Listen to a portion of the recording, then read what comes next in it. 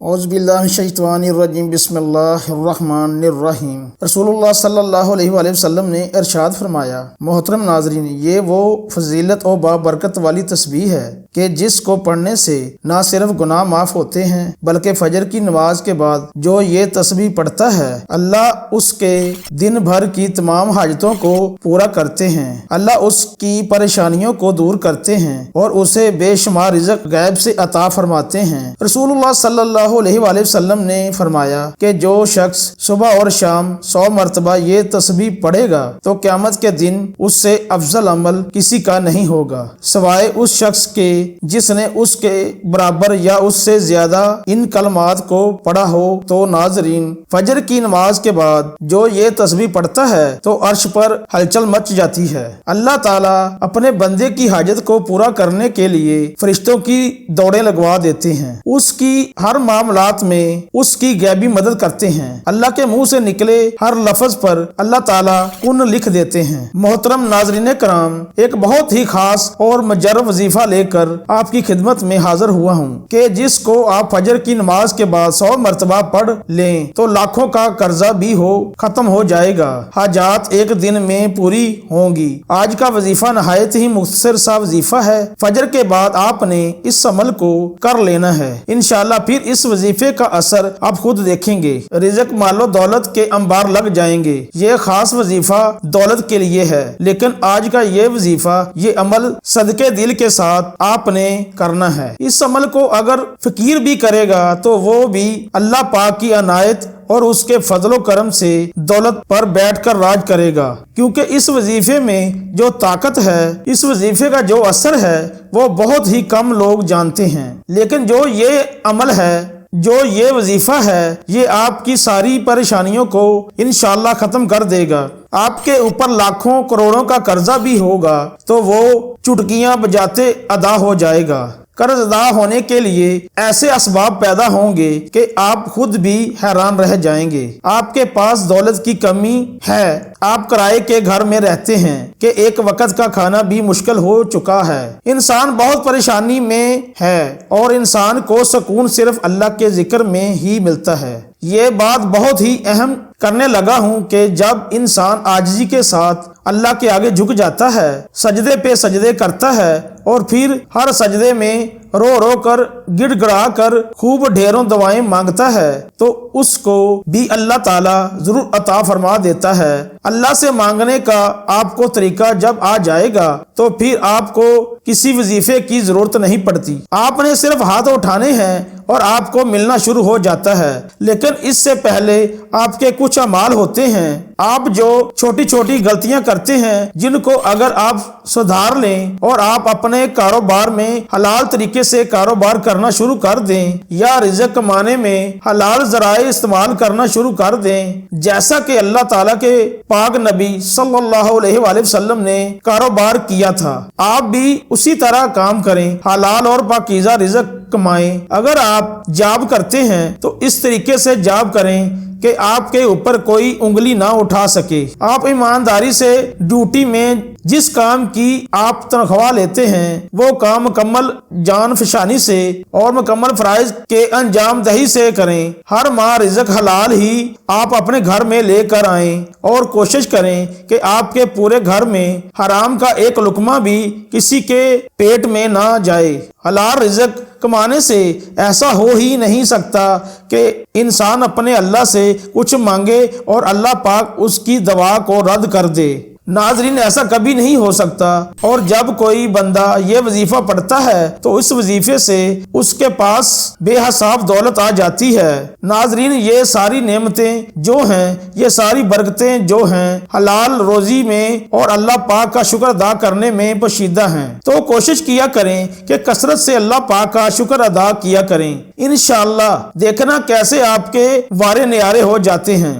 اگر آپ کے اوپر قرض ہے، آپ نے سود پر قرض لیا ہوا ہے، تو سب سے پہلے اپنے اللہ سے معافی مانگیں، کیونکہ سود خود حرام ہے اور اللہ پاک سے کھلی جنگ ہے، اور اللہ سے جنگ کون کر سکتا ہے؟ میرے بھائیوں بہنوں، جو بندہ اللہ سے جنگ کرنے کا سوچے گا وہ دونوں جہانوں میں مارا جائے گا، وہ دنیا میں بھی ذلیل اور رسوا ہوگا اور آخرت میں بھی ضلالت اس کے نصیبوں میں ہوگی۔ جہنم کے انتہائی جو سب سے نیچے والے گڑھے ہیں ان میں اسے پھینکا جائے گا۔ تو آپ نے سب سے پہلے سود کے کاموں سے توبہ کرنی ہے، جھوٹ سے توبہ کرنی ہے، غیبت سے توبہ کرنی ہے، چغلی سے توبہ کرنی ہے، لیکن واضح کریں کہ صرف توبہ نہیں کرنی بلکہ اس توبہ پر قائم بھی رہنا ہے۔ اور سب سے اہم بات جو ہے وہ آپ اپنے رشتہ داروں سے اگر قطع تعلق ہیں، کسی سے بھی ہیں، فوراً جا کر اس سے معافی مانگیں، چاہے آپ کی غلطی ہے یا نہیں۔ پھر دیکھنا کیسے اللہ پاک آپ کے اوپر اللہ پاک اپنا کرم فرمائے گا۔ یا رشتہ داروں کے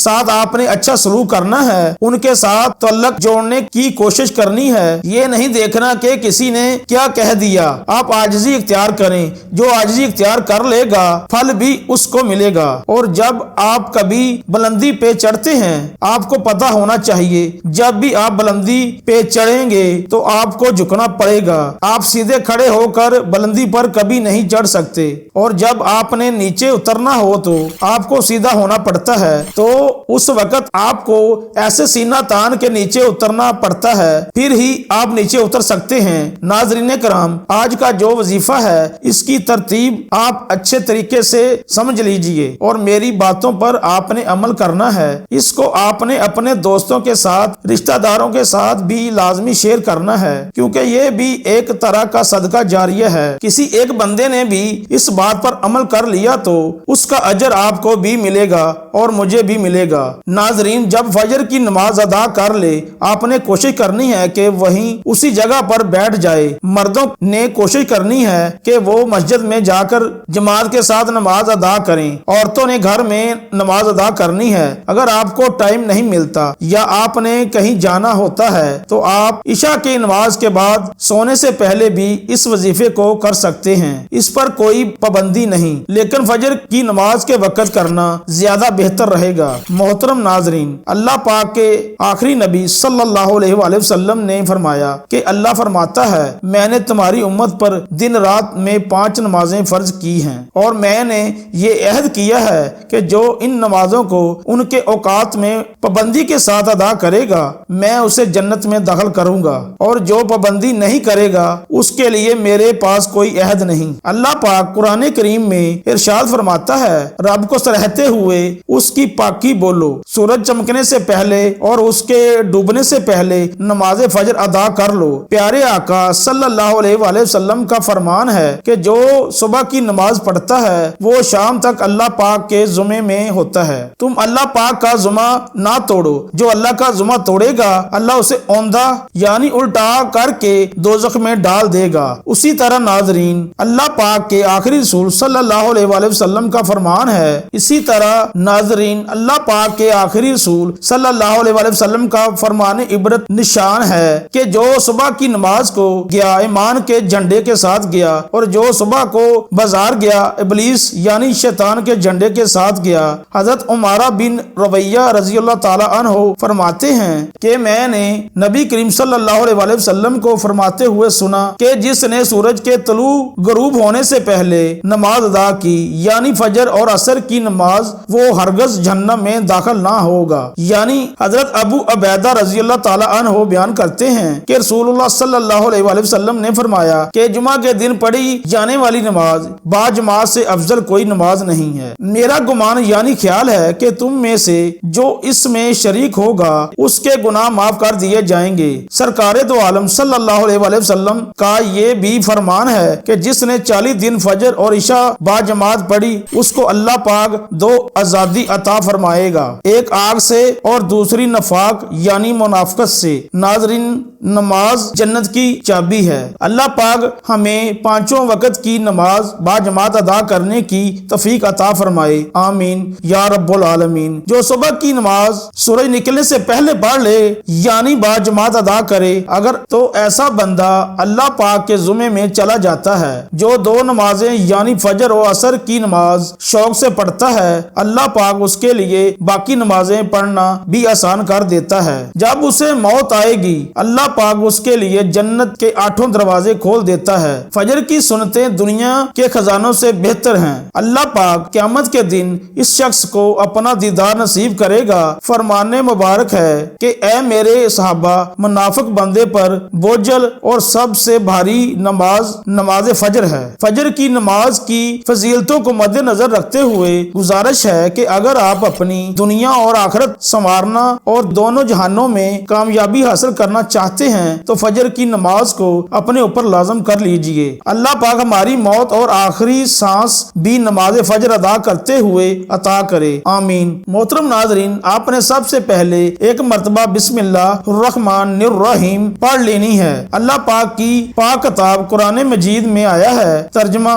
سلیمان کی طرف سے ہے اور وہ یہ ہے، اللہ کے نام سے شروع کرتا ہوں جو بے حد مہربان نہایت رحم کرنے والا ہے۔ حضرت سلیمان علیہ السلام نے اپنے خط کا آغاز اللہ تعالیٰ کے بابرکت نام سے ہی کیا۔ اسی طرح حضرت نوح علیہ السلام کی کشتی کے چلنے کا تذکرہ قرآن مجید میں کیا گیا ہے تو اللہ تعالیٰ نے ارشاد فرمایا کہ اس میں سوار ہو جاؤ، اس کا چلنا اور تیرنا اللہ کے نام سے ہے، بے شک میرا رب بخشنے والا مہربان ہے۔ گویا کسی بھی ایسے کام کا آغاز جو جائز ہو تو اللہ کا نام لینا اور اسے شروع کرنا انبیاء علیہ الصلاۃ والسلام کی سنت مبارکہ ہے جو اس کام میں برکت پیدا کر دیتی ہے۔ جب نبی کریم صلی اللہ علیہ وآلہ وسلم بھی کوئی کام کرتے ہیں تو اس کی ابتدا اللہ تعالیٰ کے بابرکت نام سے فرماتے تھے۔ آپ صلی اللہ علیہ وآلہ وسلم نے فرما رواؤں کے نام خطوط لکھے تو ان کا آغاز بھی اللہ تعالیٰ کے نام سے ہی کیا۔ ناظرین، اس سے معلوم ہوتا ہے کہ کس قدر اہمیت کی حامل یہ بسم اللہ شریف ہے۔ رسول پاک صلی اللہ علیہ وآلہ وسلم کا ارشاد ہے کہ دروازہ بند کرتے وقت بسم اللہ پڑھو، چراغ گل کرتے وقت بسم اللہ پڑھو، برتن ڈھانپتے ہوئے بسم اللہ پڑھو اور مشک کا منہ بند کرتے ہوئے بسم اللہ پڑھو۔ کھانے پینے، ذبح کرنے، وضو کرنے، کشتی میں سوار ہونے کے غرض ہر کام کرنے سے پہلے بسم اللہ پڑھنا مستحب ہے۔ ناظرین، بسم اللہ پڑھنے کے بعد آپ نے نبی کریم صلی اللہ علیہ وآلہ وسلم کی ذات اقدس پر صرف 11 مرتبہ درود پاک پڑھ لینا ہے۔ نماز والا درود یعنی درود ابراہیمی ہی پڑھیں۔ حضرت عبداللہ بن عمر رضی اللہ تعالی عنہ روایت کرتے ہیں کہ ایک شخص نے حضور اقدس صلی اللہ علیہ وآلہ وسلم کی خدمت بابرکت میں حاضر ہو کر اپنی مفلسی اور تنگ دستی کی شکایت کی تو آپ صلی اللہ علیہ وآلہ وسلم نے فرمایا کہ جب تم گھر میں داخل ہو اور گھر میں کوئی ہو تو اسے سلام کرو اور اگر کوئی نہ ہو تو مجھ پر سلام عرض کرو، ایک بار قل هو اللہ احد پڑھو۔ اس شخص نے ایسا ہی کیا، اللہ تعالیٰ نے اسے اتنا مالا مال کر دیا کہ اس نے اپنے ہمسایوں کی بھی خدمت کی۔ فرمان مصطفیٰ صلی اللہ علیہ وآلہ وسلم ہے کہ جو یہ پسند کرے کہ اللہ تعالیٰ اس کے گھر میں خیر زیادہ کرے، ناظرین مل کر کھانے میں برکت ہے۔ سرکار مدینہ صلی اللہ علیہ وآلہ وسلم کا فرمان ہے کہ اکٹھے کھاؤ، الگ الگ نہ کھاؤ، کہ برکت جماعت کے ساتھ ہے۔ ساتھ کھانے میں تھوڑا کھانا بہت کو کافی ہو جاتا ہے، آپس میں محبت بڑھتی ہے۔ نماز، جہاد، حج، کھانا غرض کے عبادات و اعداد میں مسلمانوں کی جماعت بڑی اعلیٰ نعمت ہے۔ رزق میں وسعت کا نسخہ سرکار دو عالم صلی اللہ علیہ وآلہ وسلم کا فرمان مشکبار ہے کہ جو شخص دسترخوان سے کھانے کے گرے ہوئے ٹکڑوں کو اٹھا کر کھائے وہ فراخی کی زندگی گزارتا ہے اور اس کی اولاد میں بھی عافیت رہتی ہے۔ رزق میں برکت کا ایک سبب ناظرین رشتہ داروں سے حسن سلوک کرنا بھی ہے۔ نبی کریم صلی اللہ علیہ وسلم نے فرمایا کہ جسے عمر میں اضافہ اور رزق میں زیادتی ہونا پسند ہو تو اسے چاہیے کہ وہ اللہ سے ڈرے اور صلہ رحمی کرے، سال بھر رزق حلال ملے گا۔ فرمان دو عالم صلی اللہ علیہ وسلم ہے کہ بھوکا اور حاجت مند اگر اپنی حاجت لوگوں سے چھپائے خدا تعالی رزق حلال سال بھر تک اس سے عنایت کرے گا۔ جس نے اس استغفار کو اپنے اوپر لازم کر لیا، اللہ عز و جل اس کی ہر پریشانی دور فرمائے گا اور ہر تنگی سے اسے راحت عطا فرمائے گا اور اسے ایسی جگہ سے رزق عطا فرمائے گا کہ جہاں سے اسے گمان بھی نہ ہوگا۔ اور فرمایا کہ کیا میں تمہیں وہ چیز نہ بتاؤں جو تمہیں تمہارے دشمن سے نجات دے اور تمہارے رزق کو وسیع کر دے۔ رات دن اللہ سے دعا مانگتے رہو کہ دعا مومن کا ہتھیار ہے۔ حضرت عبداللہ بن عمر رضی اللہ تعالی عنہ روایت کرتے ہیں کہ ایک شخص حضور صلی اللہ علیہ وسلم کی خدمت میں حاضر ہوا اور اپنی تنگ دستی کا شکوہ کرنے لگا، تو آپ صلی اللہ علیہ وسلم نے اس آدمی سے فرمایا کہ کیا تمہیں وہ تسبیح بھول گئی جو ملائکہ کی تسبیح ہے، جو تمام مخلوق کی تسبیح ہے، اسی کے ذریعے سے سب کو رزق دیا جاتا ہے۔ حضرت عبداللہ بن عمر رضی اللہ تعالی عنہ نے عرض کیا کہ یا رسول اللہ صلی اللہ علیہ وسلم، وہ کون سی تسبیح ہے؟ پہلے آپ ٹیک لگا کر تشریف فرما تھے تو آپ صلی اللہ علیہ وسلم سیدھے ہو کر بیٹھ گئے۔ آپ صلی اللہ علیہ وسلم نے فرمایا کہ اے ابن عمر، صبح صادق کے طلوع ہونے کے بعد سے لے کر نماز فجر کے درمیان یہ کلمات سبحان اللہ و بحمدہ سبحان اللہ العظیم استغفر اللہ 100 مرتبہ پڑھ لو تو دنیا تمہارے پاس ناک رگڑتی ہوئی آئے گی، اور اللہ تعالیٰ ہر اس کلمے کے بدلے جو تم کہو گے ایک فرشتہ پیدا فرمائیں گے جو قیامت تک تسبیح ہی بیان کرتا رہے گا اور اس کا ثواب تمہیں ملے گا۔ تو ناظرین، فجر کی نماز کے بعد 100 بار یہ تسبیح لازمی پڑھیں، سبحان اللہ و بحمدہ سبحان اللہ العظیم استغفر اللہ۔ انشاءاللہ آپ کی تمام دنیاوی پریشانیاں دور ہو جائیں گی، اللہ آپ کی تمام حاجتوں کو پورا کرے گا، اللہ آپ کو دینی دنیاوی نعمتوں سے مالا مال کر دے گا۔ انشاءاللہ آخر میں دوبارہ سے 11 مرتبہ درود شریف پڑھ لینا ہے۔ درود شریف پڑھنے کے بعد آپ نے اللہ پاک سے دعا مانگنی ہے۔ ناظرین، جب بھی مانگنا ہے اللہ سے مانگنا ہے، برکت والا خیر و عافیت والا رزق مانگنا ہے۔ ناظرین، اس سے نہ صرف آپ کے گھر میں خوشحالی رہے گی بلکہ آپس میں پیار اور محبت بھی بڑھے گا۔ ہر بندہ دن رات زیادہ سے زیادہ پیسے کمانے کے چکر میں بہت سے راستے اختیار کرتا ہے، تو کوشش کریں کہ آپ نے مختصر راستہ نہیں اختیار کرنا۔ اپنے کام پہ آپ نے مکمل توجہ دینی ہے۔ جس نے حلال کمانا ہے، محنت کرنی ہے، اس سے اللہ پاک آپ کے اوپر ڈھیروں برکتیں اور رحمتیں نازل فرمائے گا۔ آمین۔